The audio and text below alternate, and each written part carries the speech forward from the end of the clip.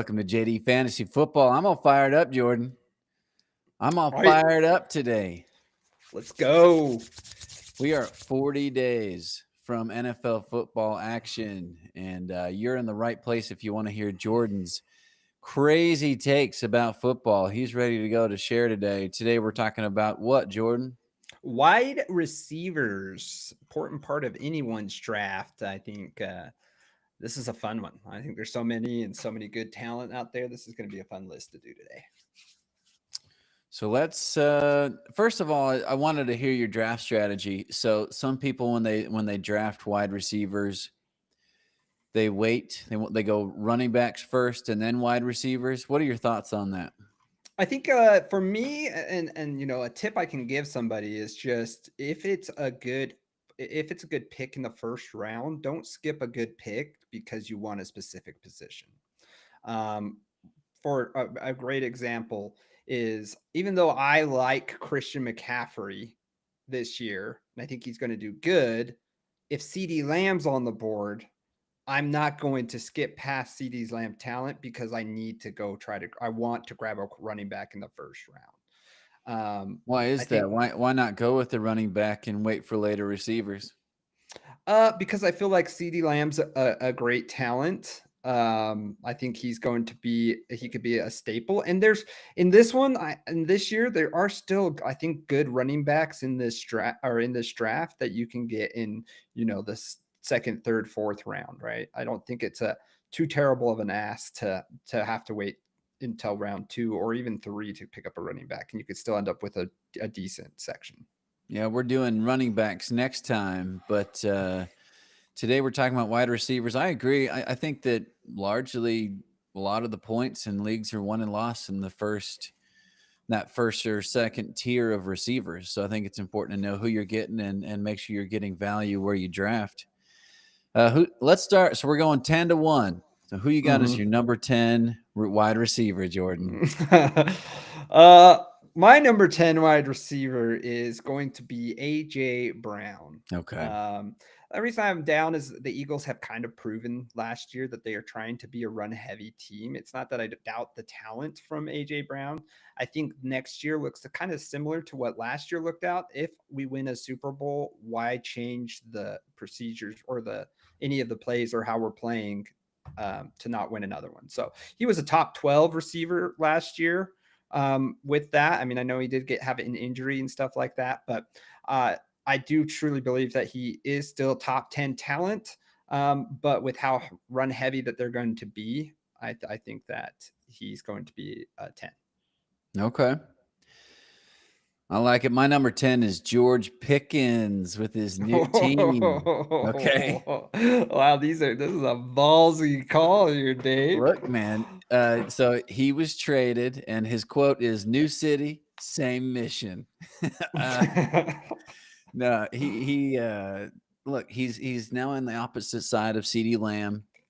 They are both alpha dogs, and he is a deeper threat.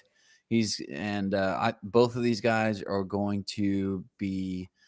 I mean, it's going to be a pass heavy offense, and they're both going to be sucking up touchdowns. The Cowboys are going to put up some points, especially if Dak stays healthy. So Pickens being a number 10 receiver, absolutely. He'll get the volume and the efficiency. He can catch anything thrown his way. He'll be all right. Hey, that's good news. I'm happy about that I was call. really worried you were going to pick him at 10, and I was I'm going to not. give you some garbage. But yeah, no. No. That was great. Let's go to my 9. I've got Devontae Smith with the Eagles. I expect a resurgence from Devontae. Still, it's going to be, I think they're going to want to mix that up, that run heavy offense, and I think he is going to be the winner of that. So I've got Devontae Smith picking it up. I guess that's Oh, as opposed to your AJ Brown pick. yeah. Kind of. Hey, if Javante is number 9 and AJ Brown knocks out of the top 12, I think we're both kind of right on that one. So Right. great. My number 9 is Mr. Drake London. Uh, Ooh. he posted career best numbers across the board in last year in his third season, and then he finished with 100 catches, 1,200 yards, 9 touchdowns. 158 targets. But what really does get me on this one is that his connection with Michael Penix Jr. was so good last year. In the 3 games that Michael Penix Jr. played, he ended up averaging almost 13 targets a game. So the volume, I think, is going to definitely be there to make him a top 10 receiver for sure. Would not surprise me though if he slipped to the top 5. Wow. Drake London. Drake London. I love it, man. So I wanted to put Jerry Jeudy here at 7, but I or 8, but I couldn't. I just couldn't do it. So I'm going to put Malik Neighbors here at 8. I expect him to take a step forward. I think he could move up that board if he starts connecting with his quarterbacks, whichever one they decide to start. But yeah, I think that he is basically the only guy there in New York right now of any substance, and he's great. So I've got him there. I got at number 8, Amon-Ra St. Brown. Okay. I wondered if he was going to make your list. He did. I do think that he is going to be great. The only reason I put him down there is there's questions with a new offensive coordinator, how that's going to look. There's changes in the O-line. So I think that alters him a little bit further down the list. I still think he has top 5 talent for sure. But I just don't think this year is his top 5 year. So who you got at 7? Ooh, I got your 8. I got Malik Neighbors. Okay. I know his quarterback situation is iffy. Who knows who it's going to be, what's going to happen.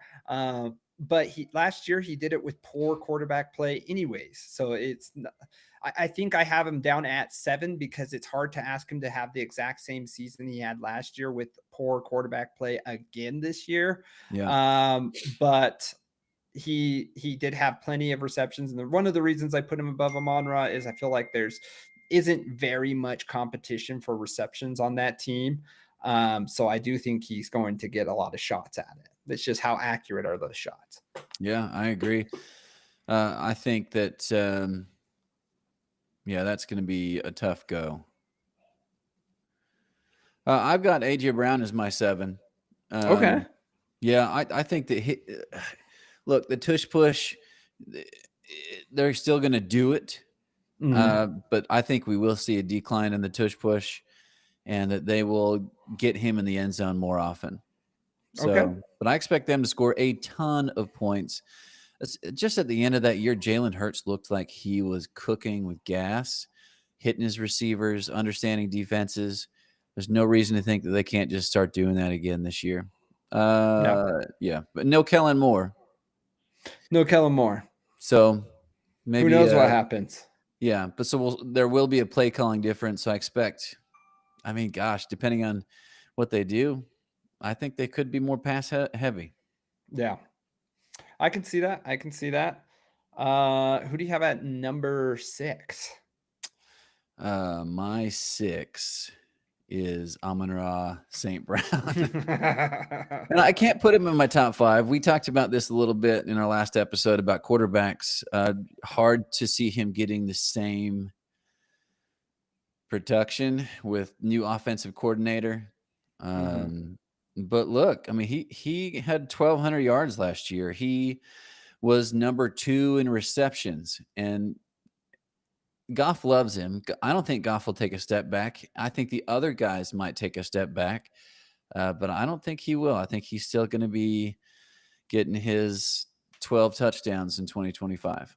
Yep, understandable. Yeah. Well, my number 6 is Brian Thomas Jr. Okay. I know Travis Hunter is there. They brought in Brown. I still think that after last year, he did prove he was an alpha. He only got better throughout the year. By the end of it, he was a top 5 receiver anyways. He was doing amazing. He still has Trevor Lawrence. The chemistry's still there for them to have another fantastic year this year. So I think he takes a step up this year. I definitely have him as I had a hard time. I almost put him at 5, but I think my top 5, I have them there for pretty good reasons. So. Okay. Well, give me your 5 then, because I'm curious. My number 5 is Nico Collins. I think he has a strong volume and target share. He was averaging around 9.2 targets He's demonstrated strong efficiency. He has a high catch rate.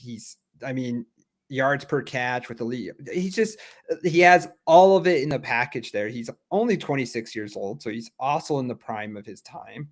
Stephon Diggs is gone out of that team. So uh, I just think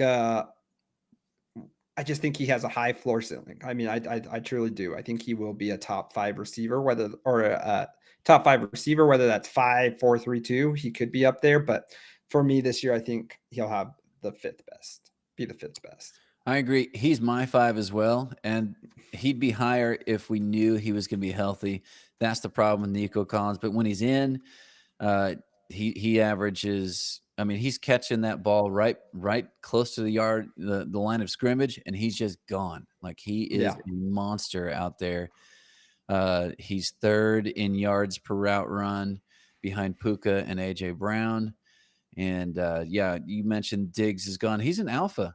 He had 19 points per reception, fantasy points per game in 2024 when healthy. He was sick.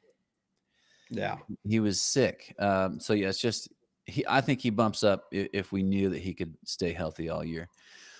So my number 4 is Brian Thomas Jr.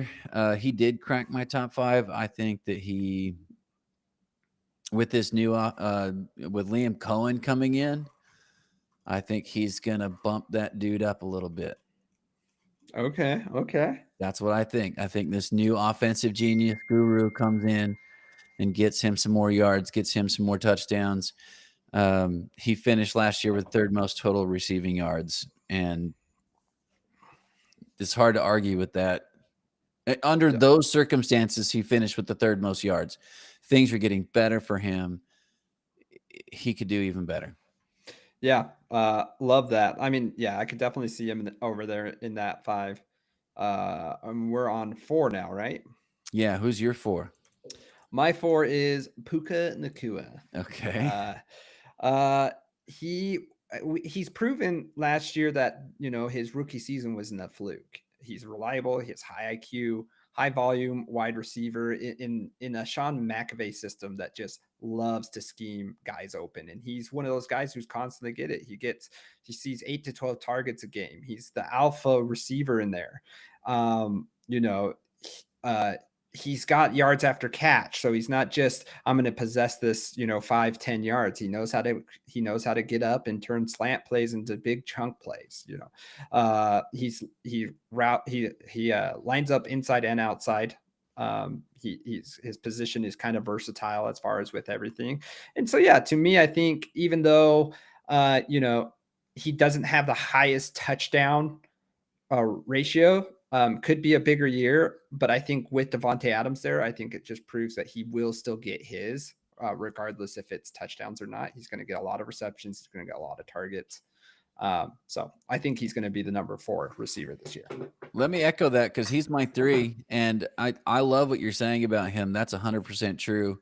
He was second only to Khalil Shakur with 6.6 yards after catch per reception.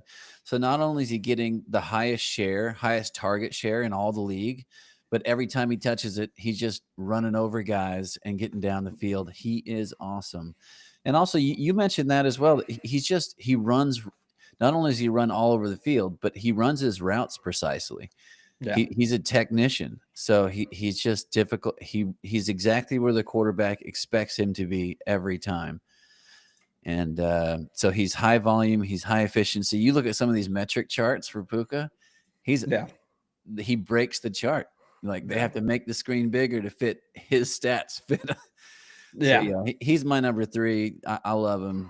He's in your top 5 too. Who's your number 3? My number 3 is the Jet, Justin Jefferson.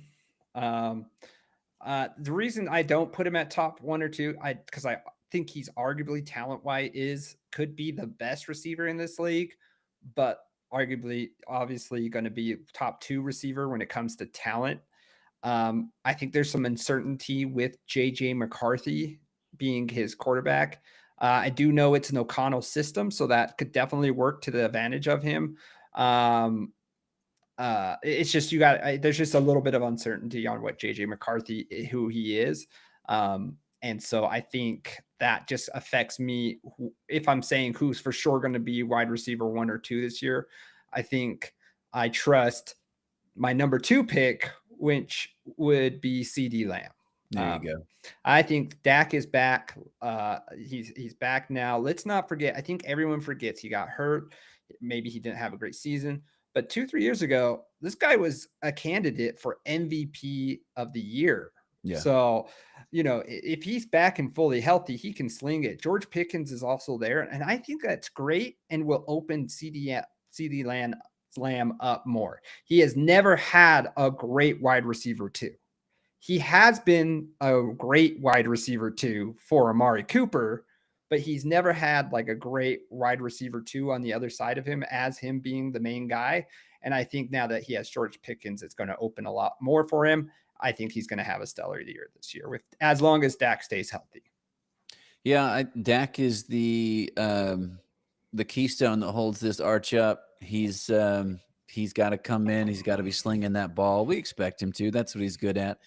If he stays healthy, both of these guys stay healthy, yeah, he's going to be a problem. He could be the number 1 wide receiver in the league easily, Yeah. just because of the way their offense is set up. The only thing standing his way is my number 1, and that's Ja'Marr Chase. The thing about Ja'Marr Chase is not only is he getting all the targets and making all the catches, efficiency, whatever you want, he also has the most broken tackles among wide receivers.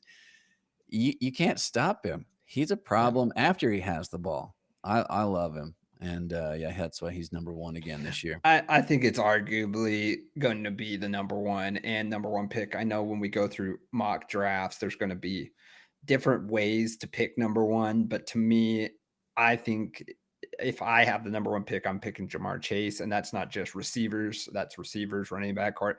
That's number 1 overall. He had a legendary year last year.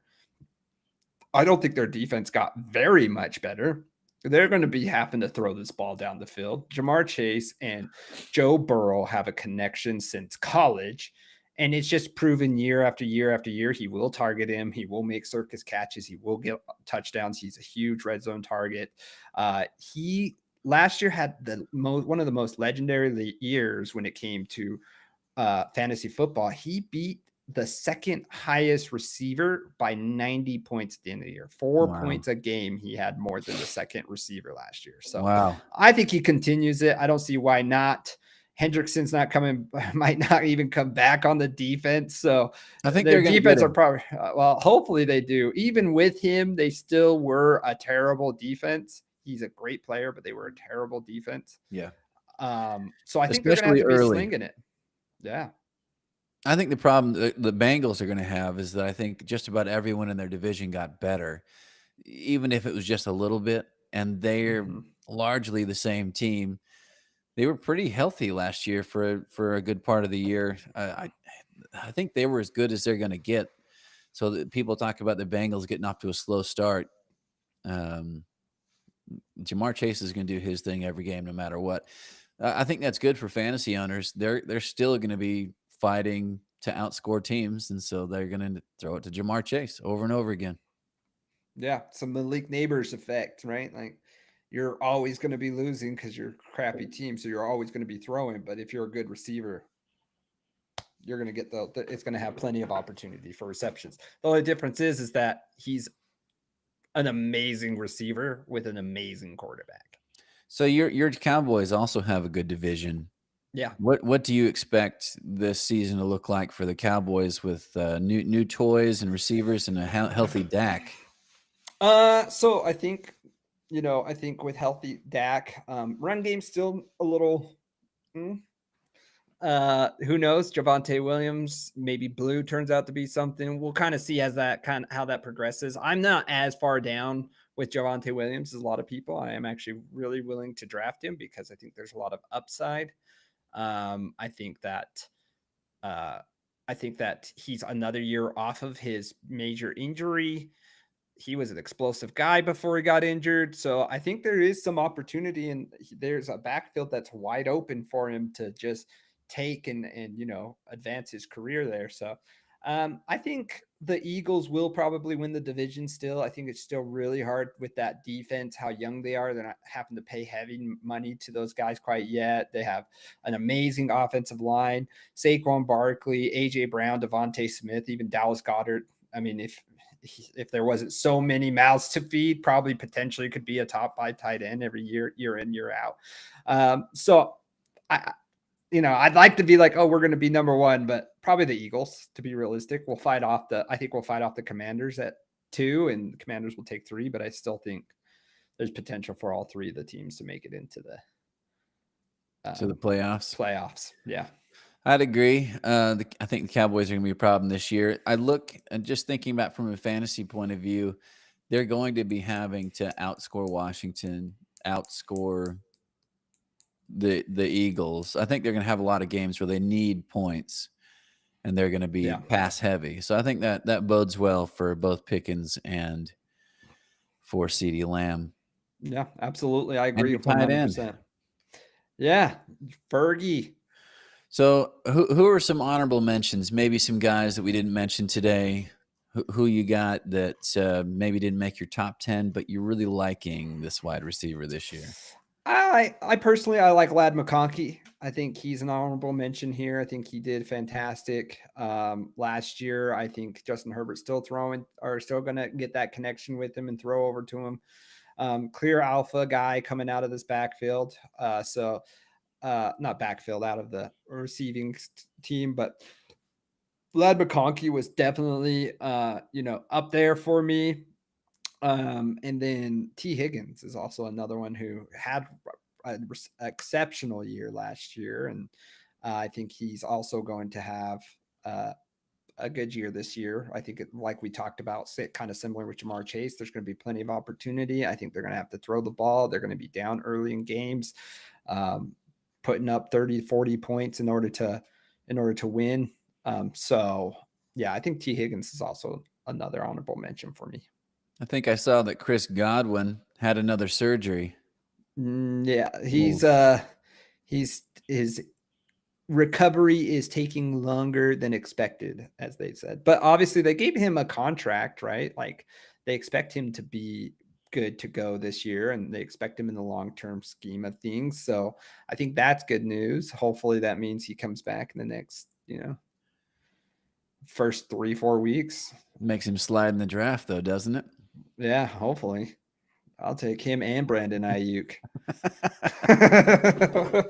Okay. Throw one of those bitches on the IR, and Khalil Shakir is on my list as someone. Wait, hold on. I have to address this real quick. Did you kick Justin Jefferson off of your top 10 for wide receivers? I did. Whoa, what a take. Let's not just pie that like that didn't just happen, okay? Let's address the elephant in the freaking room here. You think Justin Jefferson's not going to be a top 10 receiver this year? Yeah. Might be a little bias into there, but it might be the fact that you're a Packers fan. But look, this JJ McCarthy kid, if he gets hurt again, they're in a lot of trouble. They are in a lot of trouble. I know, but to me, I think it's kind of like Malik Neighbors. You may end up with a really crappy situation, but I think the talent could get him to top 10. Well, let me tell you what teams are going to do against the Vikings. What they're going to do is they are going to double Jefferson at the line. And when that rookie quarterback panics and scrambles, he's going to lose that reception. Like, I just don't see him being that calm. He's not going to come in and be the Commanders quarterback. What was his name? Jaden Daniels. Yeah, he's not going to come in and be a cool customer like Jaden Daniels. He's had a year off. His legs aren't 100%. I mean, he's young, but he's not going to have it. So I think that's going to hurt Justin a lot. Okay. Well, I'll let you go back with your honorable mentions. I just had to address that was something that I thought I heard. I was going down when you were doing like your top 4. I was just going down the list, and then all of a sudden we got to like number 3. And I think you said Puka, right? You said Puka's Yeah. number 3, and I was like, okay, so there's only 2 people left. So who did he kick out of this list? I'm like, was it Jefferson? Was it CD or Jamar Chase? I know he ain't kicking Jamar Chase out. No. CD maybe because he said Pickens at 10. But I didn't think Justin Jefferson. Freaking Caleb. Welcome back.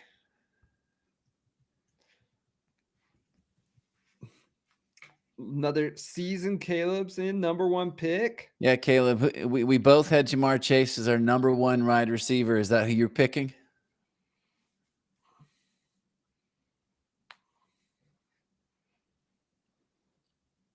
Caleb's probably over there giggling. Yeah, Justin Jefferson, man. All these guys, look at this, though. Look at this. All my top 5. So I've got Jamar Chase, same situation. Expect similar results. CeeDee Lamb, better situation. Puka Nacua, better situation. He's sharing fewer targets. Brian Thomas Jr., better situation. He did awesome last year, 3rd in yards, and he's got a better offensive coordinator. Nico Collins, he's got a better situation. Justin Jefferson has a worse situation. Any way you slice it. But he's a top 2 talent. I get it, but like he has a worse situation, and he plays for the Dirty Vikings. So I can see the Vikings part. Bounced. Okay. I get it. All right. Well, go ahead. Sorry to interrupt on your honorable mentions. No, I like Shakir. He was breakout last year, right? And we were like, who's going to take over for Diggs there in Bills Nation? And he was awesome. He was number 1 in yards after catch per reception. Nice. And number 2 in yards after catch. So on a team where you can't tackle Josh Allen, you also can't tackle him. So they're just a dynamic duo. I love him. Honorable mention for sure. I'll tell you who people are high on that I'm not high on, and that's Rome Odunze. Leave it to you to start attacking the division. What other teams we got in there that we can take down? The Lions are left. Oh, yeah. See, we just talked smack about them earlier today, so this has been a good episode for you. Yeah, anytime we can slam the division. Look, I'm high on Golden for the Packers. He's not top 10 because he hasn't done anything in the league yet, but look out for Golden. Look out. I'm telling you. There's plenty of play time, right? Because Christian's out for how long? Like, he's out for a chunk of the season, right? Yeah. I think Golden's going to earn that spot this week. Like, he's just – I've seen highlights in camp this week. People love him. He's got moxie. Yeah, he's a great player. He's going to get some touchdowns this year for sure. Yeah. So who else is in yours? Who? Mike Evans. Where you got Mike Evans? I still have him down. He'll probably be like a 3rd round pick, in my opinion. There's just I think he's going to have a great year still. I do. But I think with Chris Godwin back too, I think once that happens, that takes away some targets away from him. So I don't know. It's hard to sustain that. Bucky Irvin's an amazing running back too. I wouldn't be surprised if they do a little more running with him in the backfield. Yeah, Bucky is going to be highlighted next week for sure. We haven't mentioned Zay Flowers, Juwan Jennings, Tyreek Hill, DJ Moore. Yeah, Tyreek Hill's a strange one for me. I think it could be a breakout year for him, but just it all depends on Tua, and I hate relying on Tua because I just think he's very injury prone. He's one bad hit away from being out of the NFL for good. Yeah. So, Tyreek Hill's an interesting one. Zay Flowers, I don't know. It just seems like Lamar spreads that ball around a lot. Yeah, he does. He's on the run, all sorts of stuff. So, Zay Flowers, but Juwan Jennings is interesting. Without Deebo Samuel's there, with Brandon Ayuk out till probably mid-season around, I think. I think he's a strong candidate to be the wide receiver 1 there, be the alpha on that team. And Brock Purdy is an accurate thrower. So Last year he struggled a little bit, but he wasn't healthy. So, Yeah. and we didn't mention Scary Terry. Terry McLaurin? What's going to happen with him? Terry's going to be Terry, man. I mean, last year he had an amazing year. Showed definitely he was an end zone target for Jaden Daniels. I think he had tripped up and tackled at the 1 yard line for a few 50-yarders that could have turned into touchdowns and been some good. So I think he'll have a good year. He'll be top 15 this year. Okay. Well, I want to hear your rundown all at one time here, Jordan. So give me a quick rundown of your 10-1 of this is the top 10 receiving predictions. Yep. Okay. So my top 10 here was AJ Brown at number 10. I think they have a run heavy team. So I think that's going to hurt him. He'll finish around what he did last year at 12. But I think I'll make it to 10. Drake London. London posted his best career last year. And since Michael Penix took over, he was averaging 13 targets a game. The volume's there. I think it takes a step forward. He'll be the wide receiver 9. 8 is Amon-Ra. I think with a new offensive coordinator, as well as changes in the O-line, he has top 5 talent, but it just won't be a top 5 year. Malik Neighbors is my number 7. He knows how to play with poor quarterback play, but it's hard to do that two years in a row. But I don't think there's a lot of competition for receptions, so I do believe he'll have a higher ceiling. My number 6 is Brian Thomas.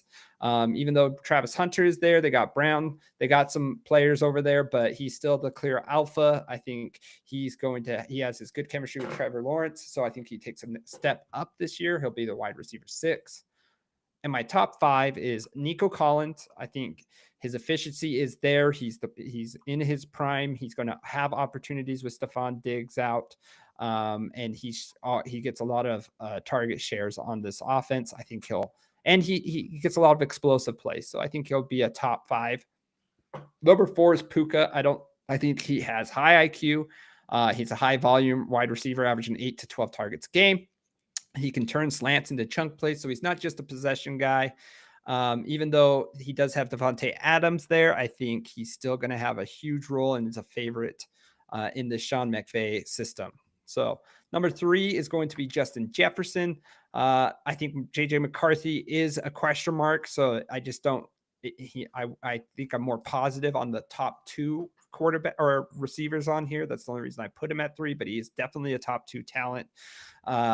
And as far as talent goes, so I think he's still going to be a top 3 receiver. My number 2 will be CeeDee Lamb, with Dak back, being a former candidate for MVP as recently as 2-3 years ago. George Pickens on the other end.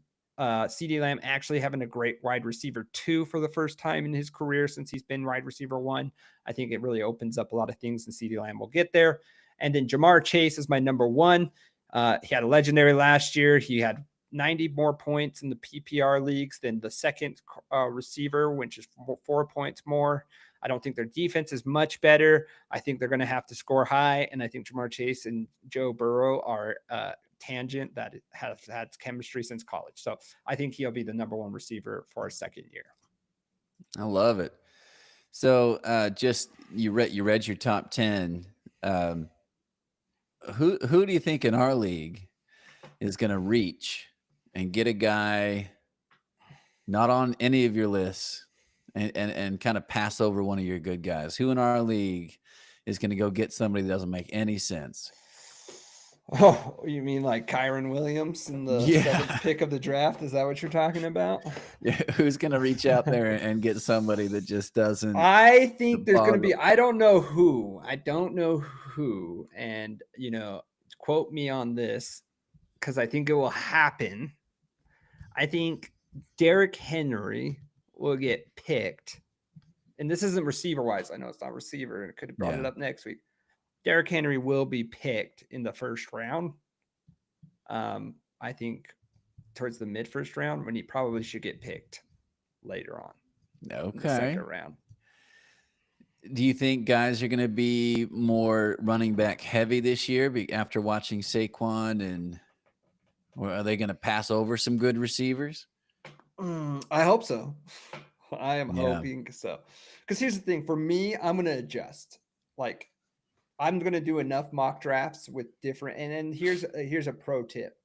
And I know it seems like mock drafts are just pretend and it's not something that you're actually, because you don't know what the other guy's picking, but that's the point of a mock draft, right? Your draft, yeah, in the perfect world, you'll come with a plan and you'll be like, I got this guy here, I got this guy here, I got this guy here. I got the exact team I came in here for, right? But in reality, you're going to have to make a lot of changes along the draft process. You want Derrick Henry in the mid-second round, someone's going to pick him in the first or, at the beginning of the second round. So what does that look like? I'm going to pick up, Jahmyr Gibbs falls to me at number 6. So I picked Jahmyr Gibbs. Now, how does the rest of that draft look? That's the things you should be doing with these mock drafts. You shouldn't be picking ideally the same players all the time. The whole point of that mock draft is to see what's dropping in that area and for you to be able to adapt once you get to the draft. It's okay, right? I can get James Conner later on, and I really like James Conner. So I'm fine with picking 2 receivers first. Or I might be able to, I know, there's a Stephon Diggs and Cooper Kupp are both later on that could have a good ceiling if it turns out well. So I'm okay picking up 2 running backs here. So that's why in the mock drafts for me, I'm not like, there is one guy I'm like, hey, if he drops to me, I'm for sure going to get him. But for the most part, I'm just playing it by ear of like, well, who's going to make that mistake, right? Who's the first homie that grabs Michael Pittman Jr. in the second round? And that turns out to be amazing for me because this person drops. Or who wants Christian McCaffrey so bad that like they draft him at number 3, right? Like it's fun for me to be able to do that stuff. Number 4. I'm a scary candidate for Christian McCaffrey at 4. Scary. That might be the biggest mistake of the draft. Yeah, it's hey, if he does well, then that turns out to be really good for you, and you look like a genius in the fantasy podcast world here. It's that could be my reach of the whole thing is getting Chris McCaffrey at 4. Hey, who knows? I'm okay with it because I think that for sure means Jahmyr Gibbs drops to me. Yeah, and I'd have to take him over someone who I really love. So probably. I mean, let's get real here. Let's talk. Maybe not.